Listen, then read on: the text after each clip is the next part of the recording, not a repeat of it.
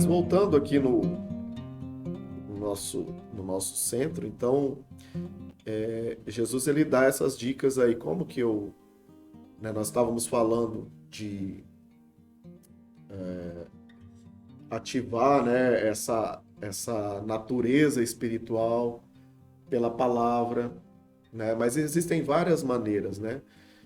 Pela palavra, pela oração, pela comunhão com os irmãos em Cristo, né? Também tem a comunhão que ela é natural, né? E a gente põe tudo no mesmo balaio.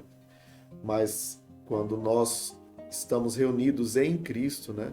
Jesus disse isso, né? Quando vocês estão reunidos em meu nome, 2 ou 3 em meu nome, ali eu estou no meio de vocês. Então não é só a comunhão, não é só o tempo relacional que justifica, não é só o social, né? Isso nos ajuda a sermos mais íntimos, mas onde Jesus está é onde a gente está, tem um propósito né, em juntar pessoas, né, em promover encontro e tal. Há um propósito, isso é o que? É uma comunhão no nome de Jesus, ali ele está no nosso meio.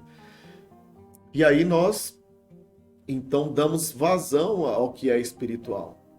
E podemos, então, oferecer a Deus um culto em espírito. E é exatamente isso, né? Voltando a repetir, que o Pai procura, adoradores que o adorem em espírito e em verdade. Então aí nós somos achados do Pai quando a gente entra nessa atmosfera. E Wesley, quando você sente, né, que as pessoas falam, né, mas o próprio Senhor disse que a carne é fraca. E existem fases na nossa vida que realmente a carne está fraca. Nesse momento que a carne está fraca, por onde começar? Por onde para fortalecer? Porque quando você sente que a sua carne está fraca, você não sabe nem, você não tem vontade de orar, você não tem vontade de estudar a palavra, né? Por onde começar? A gente volta naquele ponto, né? O poder de Deus se aperfeiçoa onde? É exatamente aí, é na fraqueza. Então, essa diferença, a carne ela não está fraca, ela é fraca. A nossa condição espiritual, ela pode estar, né, afastada, né, não tão sensível. E aí, mas aí é onde nós estamos sujeitos a clamar mais, a pedir mais ajuda, né? Então, essa é uma condição, na verdade, favorável, porque é aí que Deus está trabalhando. A pessoa não percebe, mas é aí aí que Deus está trabalhando, né? Nesse sentir-se fraco, nesse sentir-se abandonado, né, o apóstolo Paulo estava falando exatamente disso aí, né, do espinho dele que estava atrapalhando ele queria estar mais forte, ele queria estar mais completo, e o próprio Pai não permitiu isso. Então, o tempo de fraqueza na nossa vida está aperfeiçoando algo. Por mais que a gente fala assim, mas eu tô pecando mais do que eu estava pecando antes. Isso é uma avaliação da pessoa. Mas eu não estava praticando, de repente, mais esse pecado. Mas a condição de pecador dela não mudou. Não é porque ela está praticando mais o pecado, que é aquele tipo de pecado, que a condição de pecador dela mudou. É uma concepção dela, porque ela se sente assim. É o sentimento dela falando para ela. É a avaliação dela, não é o espírito falando para ela. Sabe? Então, há uma condição maior de pedir ajuda, de ter uma oração mais sincera do que quando a pessoa avalia que ela está bem, que ela está forte. E quando a Bíblia diz assim, aquele que está de pé, cuide para que não caia. É o quê? É o grande risco, quando a gente avalia que a gente está forte. E aí entra a soberba, aí entra o orgulho, que é o princípio da queda, que a gente, né? E essa inversão, para nós, ela é difícil de assimilação. Então, a carne, ela não está fraca, ela é por si só fraca. E aí a gente se dobra a condição da carne porque ela é muito mais cômoda. Tô com sono, vou dormir, porque a única maneira de sanar o sono é dormir. Mas para aquele que é espiritual, ele faz uma leitura que o meu pai tem poder sobre o sono. Né? Preciso passar para o outro lado. Né? Vamos de barco. Não, o meu pai tem poder sobre as águas e Jesus vai e atravessa sobre as águas. Poxa, então a gente não vai fazer uso dos recursos? Não. Quando nós não temos esses recursos, o pai ele pode interferir e pode tirar o sono, como provavelmente vocês já tiveram essa experiência, né? De começar a buscar mais intensamente e o sono vai embora, daqui a pouco a vigília fica, né? Você vê um monte de gente dormindo do seu lado, mas você tá no espírito e você não quer saber de dormir. E não é porque você tomou um Red Bull, alguma coisa do tipo, né? Para burlar ali. O próprio espírito te instiga, né? Você faz um propósito de jejum, aí tá difícil. O irmão, você olha pro irmão. Lá na igreja nós temos um jejum coletivo. Esse ano a gente quer fazer 3 vezes no ano. Já fizemos um. Vamos ver para fazer agora no meio do ano e depois no final do ano. Então todo mundo tá ali e tal. E você percebe que nos intervalos entre as ministrações, onde a pessoa dá aquela relaxada, vai no banheiro, toma uma água, lava o rosto, põe aquele enxaguante bucal, né, para não judiar dos irmãos e tal. O irmão dá aquela relaxada, aí ele lembra que ele tá com fome. Uhum. Mas aí começa outra ministração, ele entra no mover do Espírito. Já esquece. Já.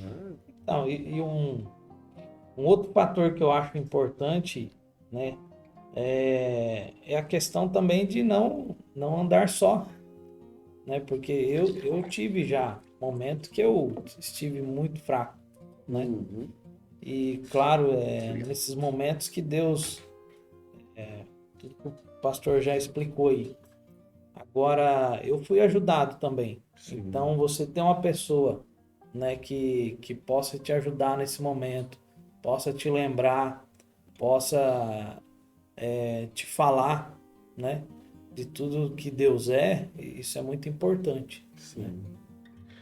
Por isso que a gente citou aqui na questão da comunhão, né, de manter estes ciclos, né, menores, porque a multidão nessa hora não vai te ajudar. Não. Né? E de repente ninguém dos 120 vai te ajudar. E hoje a gente fala assim, eu não tenho uma multidão de conhecidos. Você tem, porque quem tem rede social tem lá vários lá. Você fala assim, poxa, nenhum desses aqui veio me ajudar, né? Por menor que seja a sua rede social ali, mas você tem uns 120 amigos no Face, no Insta, enfim, contatos de WhatsApp, você fala, ninguém desses 120 veio, e não vem mesmo. E depois enxuga para os 70, talvez também não venha ninguém. Enxuga para os 12, aí já começa a aumentar a chance. Né? Mas daqueles 3 mais próximos, alguém vai fazer a leitura, alguém vai ver que você não está legal. Só que isso é uma via de 2 mãos, né? Você tem que cultivar. Não adianta falar, querer que alguém seja seu amigo. A proposta não é isso, né? É você ser amigo. E aí a colheita, ela vai acontecer em tempo oportuno. E até pedir ajuda, né? Exato. Porque quando você pede ajuda, você mata o seu orgulho, você admite a condição que você está e que você quer mudar, né? Então é muito importante quando você tem alguém para quem pedir ajuda, você ter ali um ciclo de relacionamento que vai te levar até Cristo, que vai te ajudar, né? Que vai te corrigir, que vai te mostrar ali pequenos, que às vezes são coisas que você tem que alinhar para chegar no propósito de Deus. Uhum. Eu até costumo usar uma ilustração, não sei se dá para usar ela aqui. Às vezes a pessoa cuide para ficar de pé. Às vezes a pessoa caiu e se machucou tanto que ela não tem condições de andar sozinha, né? Sei lá, quebrou as 2 pernas. Como é que você vai andar sozinho? Exato. Você precisa do apoio de alguém para caminhar. até você se fortalecer novamente, né? Então, essa é a importância da comunhão também, né? Sim. Gerar relacionamento, né? Entender que nós não somos autossuficientes e que se Deus deixou para nós esses 2 mandamentos que implicam em amar Ele, ou seja, estar conectado a Ele em amor, e ao próximo, então pode parecer até uma heresia isso que eu vou falar agora, mas tipo assim, Deus, ele não se coloca como suficiente para nós. Por isso que ele criou um semelhante. Não é bom que o homem esteja só. Então ele fez um alguém semelhante. Poxa, se Deus olhou para o homem e falou, poxa, eu tô indo lá visitar ele na viração do dia, e tô com ele em todo o tempo, porque o Éden significa, né, a presença de Deus. E a visitação de Deus é a presença manifesta de Deus. E mesmo assim ele olhou, não é bom que o homem esteja só, mas ele precisa de um semelhante, alguém que seja como ele. E ele coloca, né, Eva, então, a partir do homem. Então, o que nos completa é o nosso relacionamento com Deus, também alinhado com o nosso relacionamento ao nosso próximo. Essas duas coisas trazem essa plenitude para nós, caminhando juntas. O ser humano, ele tem muito isso de querer comparar, né? Mas eu sou incomparável a Deus, mas fulano é igual eu, né? Então ele quer comparar, ele quer fazer essa comparação aí para que, poxa, eu tenho minhas limitações, então ele vai me entender melhor, porque ele tem as mesmas limitações que eu, né? E às vezes ele querendo, porque o ser humano tem essa mania de querer se explicar para Deus, né? Aí fala, não, Deus não vai entender. Que jeito que Deus não entende? Conhece nós muito melhor que nós mesmos. Exatamente. Acesse o meu canal no YouTube, ative o sininho e se inscreva para que você esteja por dentro de tudo que a gente for tratar desse assunto.